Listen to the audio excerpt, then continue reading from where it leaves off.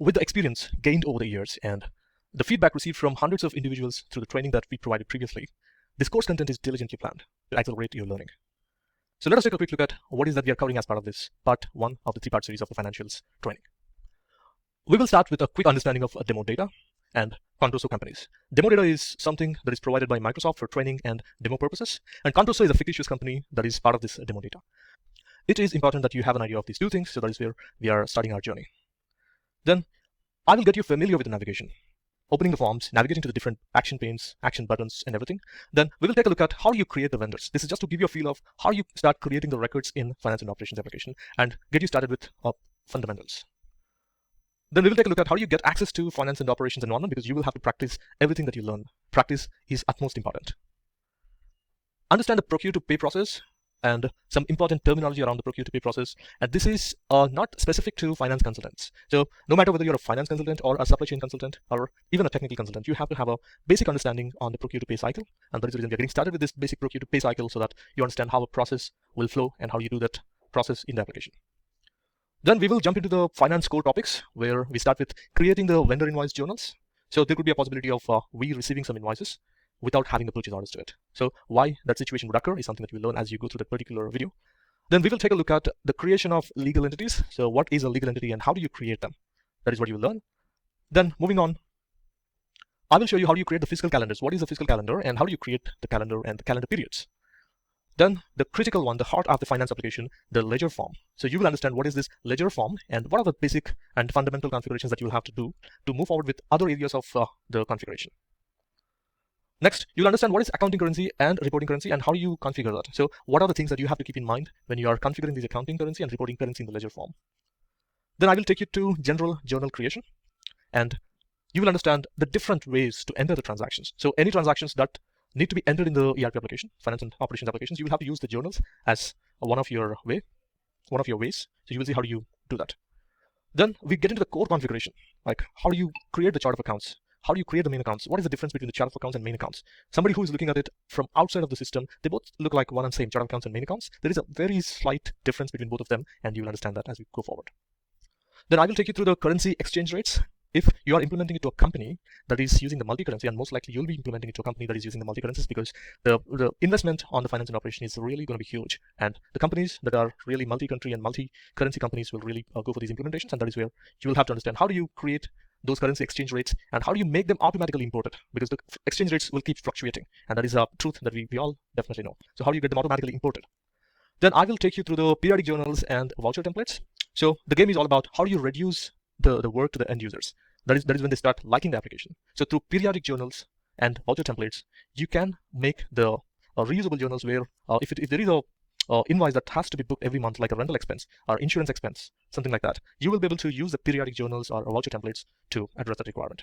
Finally, we will take a look at the accrual schemes. What are these accrual schemes and how do you configure them and use them? All right, so this is what we will be covering as part of this part 1 of the 3-part series, and I would like to welcome you to the course, and let's rock it.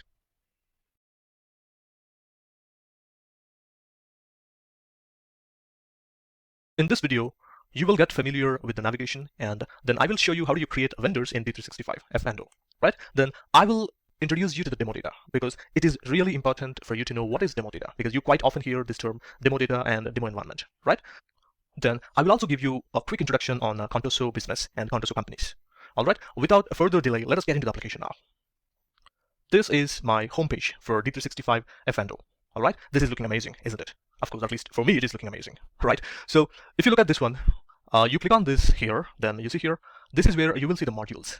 Okay, so all the different modules that are available within F&O, you will be able to see them here. Like if you take financials into consideration, certain modules that we will be covering in financials is accounts payable, where you will have the vendor related information and purchase order and all those details there. And you will have accounts receivable, where you have the customer's information, sales orders, and the payments that are due from the customers. So all that information will be available in this module. Okay, so like that, you have different modules like budgeting, cash and bank management, asset management, and all this, right? So we will be covering many of these modules as part of the financials training, right? So if you click on this accounts payable, you see here, you see the different forms that you have within accounts payable. Okay, so I have my all vendors. So these are my suppliers. Usually you hear people calling them as either suppliers or vendors to represent the same thing, right? So you have your all vendors within the organization, and you have your all purchase orders, where the different purchase orders information that we placed orders to our suppliers. So all these details, right? So if you look at this one here, when I focus on this all vendors, I see this star mark here. So this is saying add to favorites, right?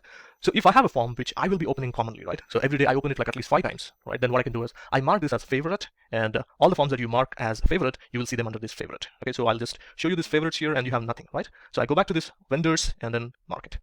So this is available here, right? So at the same time, this is the recent where all the forms that I have accessed recently. So all that information will be available here, right? So I have my all vendors because that is something that I have accessed just some time before. Okay. And if you look at this one here, the different forms are grouped under different sections here. Okay, so all the vendors and vendor related information is available under this particular section, and the purchase orders related section is this one, and then you have this setup. Okay, so the configuration related forms are usually be available under setup. Okay, so if you're looking for something that is sort of configuration, then you will have to come to setup and look for that particular form. Okay, and similarly, you have this inquiries and reports. So if you are looking for something that is more a sort of an inquiry or a report, then you will have to search for that under here, right? Well, so I go to this accounts payable, then I will open this all vendors form. Okay, because I just want to give you a feel of how the vendors form look like, right? So this is my vendors form. All right, so for example, I want to go to all purchase orders, right, where I want to see the purchase orders information available in the system. So I click on this accounts payable module, and I have this all purchase orders, right? So sometimes, you know, you have too many forms within the application, right, because this is a real huge application. Then it is difficult for you to remember where exactly that form is available, right? Then what you can do is you can use this search page here. I'm sure that you will be using it heavily as you're learning this, right? So search for this form here, all purchase orders. Right, so when you search for this, system will show you the relevant search results here. Okay, and it shows you, like, you know, the most relevant is this one, accounts payable and purchase orders. So you can take this one, correct? So that makes your life really easier, right? And the good thing is that sometimes I don't want to even type everything, so I just type this. You see the first keyword, sorry, first letter in the word. Then systems can still tell me, like, okay, are you looking for all purchase orders? Yes. Okay, then take it. Right. So this is how you navigate to different forms, right? So now let me go back to all vendors. So I am in all vendors form now. So if you look at this one here, you have list of vendors that are available in this particular application, right? You see here, this is the vendor account 1001 and Acme Office Supplies, right? So like that, I want to create my new vendor. So how do I create it? So on top of the form, you see the different buttons here, right? So you have the button to create it, delete it, and you have the save button as well, right? So along with these buttons, you also have many more buttons which are intended for different operations, right? So for example, for a certain, for a particular vendor, you want to capture the bank account information, then you go to this bank accounts and capture the information. Or else, if you want to record the contacts information, for example, when you are dealing with a particular supplier, then you will have a lot of contacts that you would like to maintain or manage associated to that particular vendor, right? Then you can click on these contacts and capture that. Right, so different buttons that you have here perform different operations, right? So you do have tabs here. So sometimes the information that you are looking for, if it is not available here, perhaps that might be available in a different tab. Okay, so you call this as a tab, right? Invoice tab, general tab, all this, right? So let us quickly create a new vendor, right? Because I just want you to get comfortable with navigation, correct? So let me create a new vendor here. I create new vendor by clicking on this button, and you see here, system automatically gave me a number here, vendor account. Okay, so based on the configuration that you have, you can have this automatically generated for you, or else you can even have some manual coding. But majority of the implementations, they will have this automatically generated. Okay, so the new vendor that is created, and I'm gonna take here XYZ Enterprises. Right. So the good thing is that when you are entering a particular vendor name, system can also look for you. It will look into the database and it will tell you if there are any matches. Okay, for example, I try to search for a different one now. For example, you see, I'm trying to enter a vendor who is already available in the system, right? Because my colleague already created a new vendor for this particular Acme Office Supplies. So I didn't know this, and I'm starting to create that, but now system telling me that there is already somebody available here. Do you want to select him? Right? Then I know that, okay, no, I don't really want to create a new vendor now. Okay, so then I'll quit the process, right? I even delete this record that I am creating, right? So this is one of the problems that many customers will talk about, that many people are coming in and they're creating their own vendors, right? So the same vendor is being duplicated in the system, right? So that is how system can help us to avoid the duplicates, right? Now let us go ahead with our XYZ Enterprises. Okay, so I entered XYZ Enterprises and system is not really pushing anything here, right? And I try to save this record. So if I try to save this record, system is actually not allowing me to do it. So what is it telling me? It is telling us that the field group must be filled in. So if in case you did not provide the information in certain fields where the information is really mandatory, then system will not allow you to move forward, right? That is what anybody would like. So you see here, it is also highlighting me that this is the mandatory field and you have not entered, right? So let me select a group here. So I click on this drop down and I choose this vendor usually supplies me some services. Okay, so that is the reason I'm tagging him to the services vendors. Okay, and I save it. So this one is now saved. Okay. And there's plenty of information that you can actually capture pertaining to your vendor that you are creating, right? So you can set some information here like how many employees are really working in this organization, right? And if you have any organization registration number, you can take that and key in here, right? I'm not covering each and every field here because it becomes too much at the beginning, right? So I will be showing you some important information that you can capture so that you understand how can you use it for your implementations, right? You can add the address information here, right? So by the way, these are called fast tabs, right? Or expandable tabs, right? So you can expand this tab and then you will be able to see the information that is available, right? So we did not create any address for this vendor, right? So I go ahead and add this. So you have the ability to create more than one address, right? So for example, I have one address which is for head office. So I can give it a name so that people can easily identify that this is a head office address, right? And you have this purpose field, okay? So you click on this lookup and you will be able to choose what is the purpose of this address. Okay, so sometimes what happens is you will have the business address and you will have the delivery address and you'll have some remittance address for the vendors and even the customers when you're creating the customers. So you might want to specify something as a delivery address and something as a business address, right? So that is how you can use this purpose. So you select the purpose as business for now. Then, so what is the country or region and zip code? So let us select something here and so put some street information and enter the city, state, and county, right? So based on the zip code that we have selected, the other information is defaulted here, right? So you will understand them in a little more detail in later videos, right? And the address that you create, at least there should be one address which should be marked as primary, right? So because that becomes the primary address of the vendor. So you can mark that as primary and leave it here, right? So similarly, you will be able to create another address, right? So how many ever the addresses that the business is needing, then you will be able to create all of them here, right? Then enter the contact information of the vendor, for example, the email and phone, website, Twitter, LinkedIn account, everything, right? So all of this can be entered here. Then, so when you're registering a vendor, so initially they must be giving us a certain credit limit, right? For example, some $10,000 or $1 million as a credit limit, right? You can enter the credit limit here. So what happens is that there are certain functionalities where when we are creating a purchase order to a supplier, for whom the credit limit is already exceeding, right? So in such cases, the system can automatically stop the purchase order creation, right? That again depends on some configuration that you will understand later, right? But I'm just giving you an understanding like how different fields will be used in the implementations, right? So you can enter the credit limit that is applicable for this particular vendor, and then if you scroll it, I'm focusing on the major fields that will be used in majority of the implementations and not everything, right? So what is the currency that we normally transact with this guy? So you can choose the currencies out of this list, right? So I'm leaving it to US dollars for now.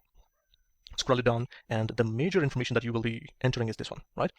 So if we are getting into a relationship with one vendor, then we agree for a particular terms of payment, right? For example, the invoice that is sent by the supplier, we agree that we pay it within 30 days, right? That becomes your terms of payment, okay? You will understand how do you configure the terms of payment in the later sections, okay? But for now, yes, so that is how the terms of payment will be useful for you.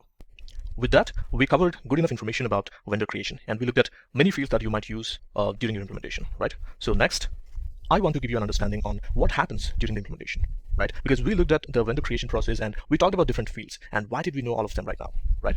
So during the implementation, the first thing you do as consultants is you will conduct the requirement gathering workshops, right? So with your client, you will sit with them and you will demonstrate the functionality of a particular process, like the vendor creation process as an example. So you will show them like this is how you will create the vendors in D365, right? Then while you're showing that, then people will keep asking the questions, right? So somebody will ask you like, can we capture multiple addresses? Then you will say, yes, we can capture multiple addresses and this is how you do it. And somebody will ask you like, can I capture even the contact information? Then you show them like, this is how you do it, right? So like that, you will demonstrate the application to them and at the same time, you will also capture the requirements, okay? So you should be knowing these different fields and how do you do it. So you should be in a position to answer them like, how can they do something in D365 finance and operations, right? So they must be using a different application, different ERP application or a traditional application or whatsoever, right? So this is how you demonstrate it and then you capture the requirements from them, all right? Now, let us do a quick recap of what we learned in this video. So you comfortably can now navigate to the modules and forms after watching this video. Then you know how to search for a particular form that you're looking for. So instead of going to the particular module and then checking for the form, you know like you can easily search it using the search pane, right? Then you know how to navigate through the tabs and you know what are fast tabs or expandable tabs and how do you navigate through different buttons and all this, right? Then you also know how do you create the new records in D365 because whichever the form that you get into, the process is going to be same. So you will click on the new button and you will go ahead with your record creation. At the same time, you learned how do you create the new vendor and how can you add relevant information that is required for the vendor, right? So with this, we are done with this video and thank you so much for watching.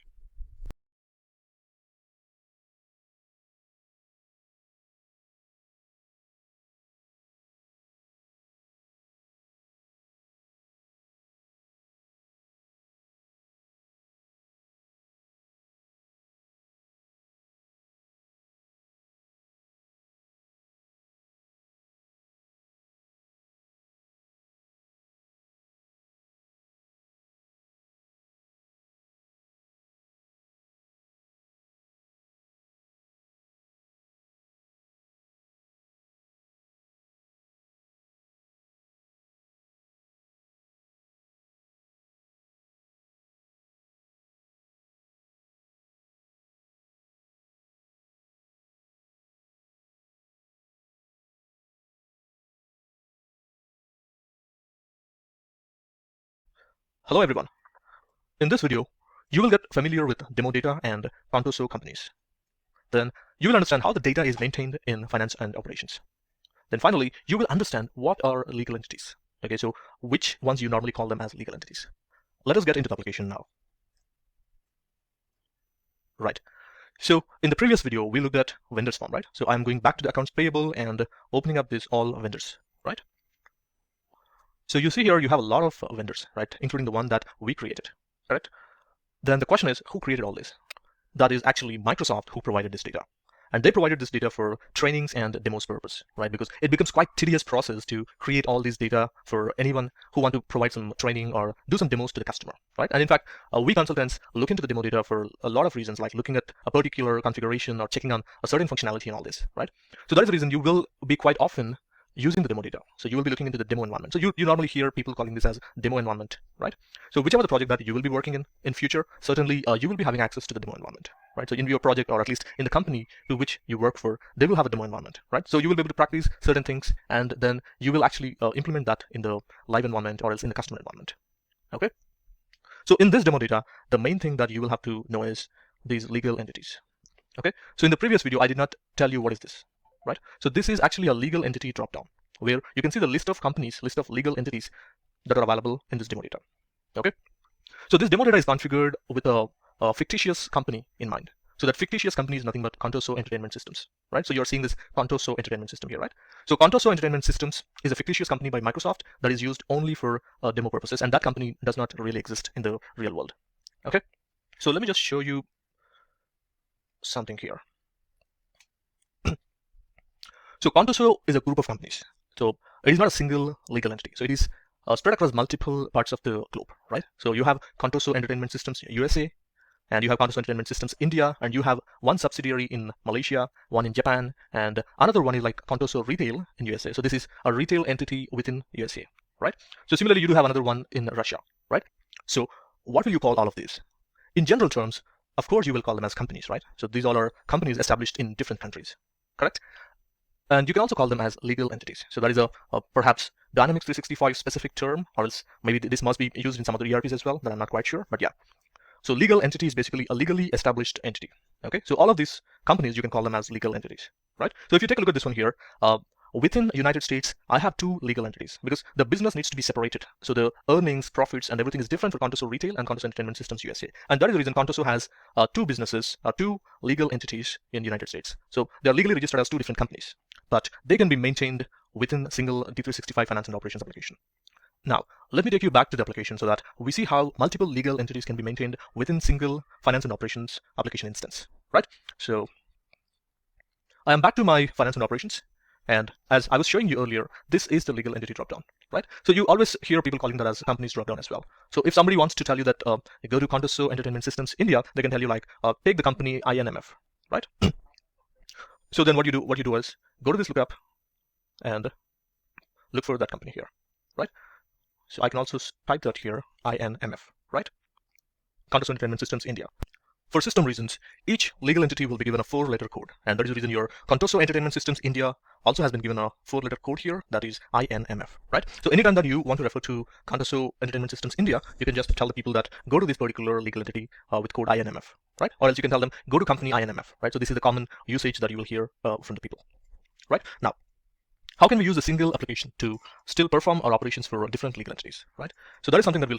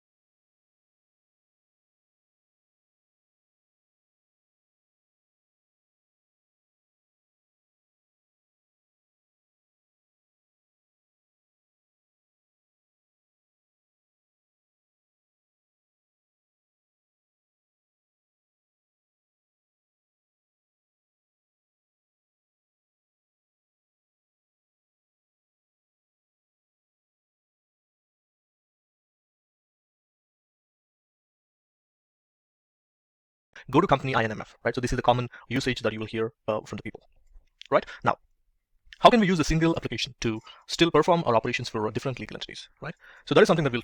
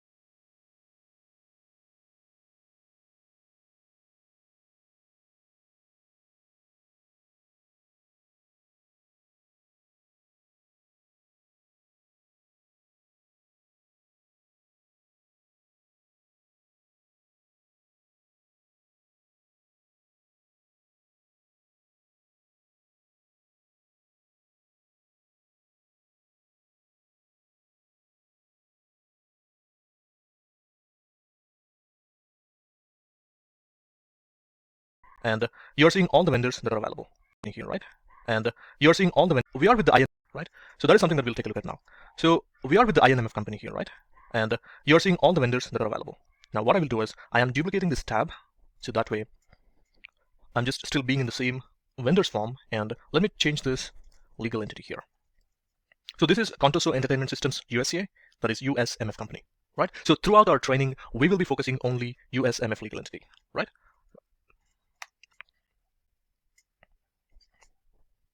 Okay, so I went into the USMF company now, and you can see here, this is my list of vendors, right? So do you see the difference here? When I log into the USMF company, I see the data that is related to USMF company, right? Because you are seeing a vendor, Acme Office Supplies here, right? However, if you take a look at my Indian legal entity, you're not seeing that vendor at all, correct? So the point to be noted here is the data in Dynamics 365 Finance and Operations application is maintained per each legal entity, right? So based on the legal entity that you are selecting, you will be seeing only the data that is related to that particular company, right? So usually what happens is that users who are working for Indian subsidiary, they will be given access to only that particular legal entity, right? Now that I am being the administrator for this particular application, I am able to log into all the companies. So that way, people will see only the data that they should be seeing, okay? And on top of it, we will have the administrative control where we can control who should see what data. So what I mean by that is, so accounts payable clerk should be having access only to the vendors form, right? So they should not be seeing anything like customers or sales orders and all that, right? So that is part of the security configuration, which you will have to learn later, correct? Now, let's keep moving on now. So I mentioned that the data is maintained per each legal entity, and you literally have seen that, right? However, there are certain forms where the data is shared. Okay, so I can say like 90% of the data, that is, when I say 90% of the data, I say 90% of the forms, the data is maintained per company. While there are some 10% forms, I'm just giving you a rough number here, right? So there is like 10% forms where the data is shared across the companies. So what exactly that means? So you are seeing here, the data is different, right? In this form and this form. Now I will take you to a particular form. So that form is available under system administration. So if I go to the system administration, I have this users. So you see, these are the list of users that are available within the finance and operations application in this particular instance, right? So even if I go to the same form in the USMF company, like I go to the, okay, let me search for that instead. So I am searching for users. I click on this and you see here. So are you seeing the same users or are you seeing different users? Of course, you're seeing the same users, right? You see here, that is starting with this COBA, and that is same here. And you see my account here, admin account, right? So the users is shared. So that is actually a shared form. So no matter in which company that you are opening that particular form, so you are going to see all the data. So you're going to see the same data because this particular form, the data is not maintained per company. So that the data is shared. So why is it this way? Just think about it. So in this particular form, the users form, so you will use this form to grant access to a particular user. Just think about a case where there is a new employee who joined the organization and he should be given access to this particular application, right? So then what happens? You will have to create a new user. I mean, being a consultant, you should definitely know it, but that is normally maintained by the client because as part of your implementation training, you will train them like how should they grant access to the new employees and all that. Okay, so what happens is that when you need to grant access, or when you need to manage the user permissions and privileges, being the administrator, you should have the single view of users across all the companies. Okay, and that is the reason this form is shared. Okay, like this, throughout the application, there are some places where Microsoft thought that it makes more sense to share the data rather than keeping the data per company, right? So sometimes that is a business reason, and sometimes that could be the system reasons, right?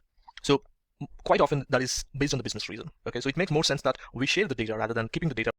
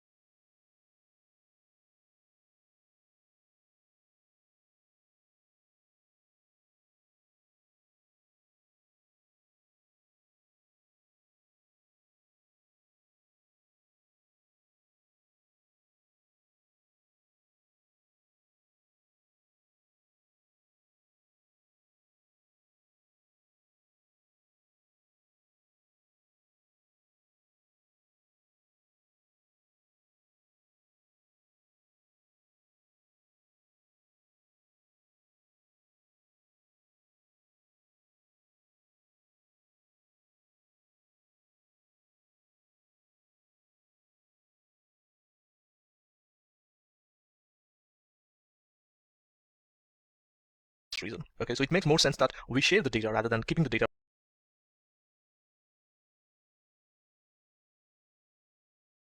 as shared forms while certain forms as Microsoft made certain forms as a company. So on that basis, Microsoft made certain forms as shared forms while certain forms as company-specific forms. Okay, a quick understanding on what is the business of this Contoso company, right? We talked about Contoso being the fictitious company, and they are in the business of selling the car audio systems, TVs and videos, then some audio-related equipments, and also the personal computers. So what Contoso does as a business is they purchase the raw material from different suppliers, and they assemble these raw material and manufacture these audio systems and videos and personal computers and sell it to the end customers. Okay, so that is the business of Contoso. So sometimes what can also happen is they get these items produced in the Indian subsidiary, and they purchase it from the Indian subsidiary to the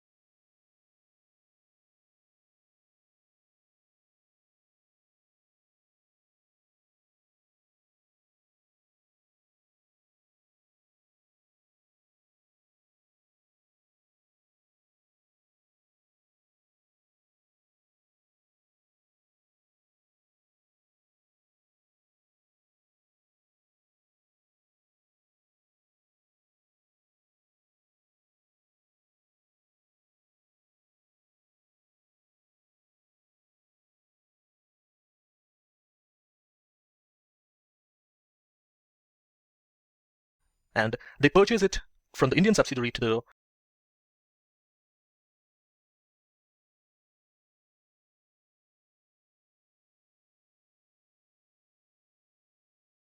so that is the reason it is very important that so that is intercompany subsidiary to the US subsidiary. Okay, so that is intercompany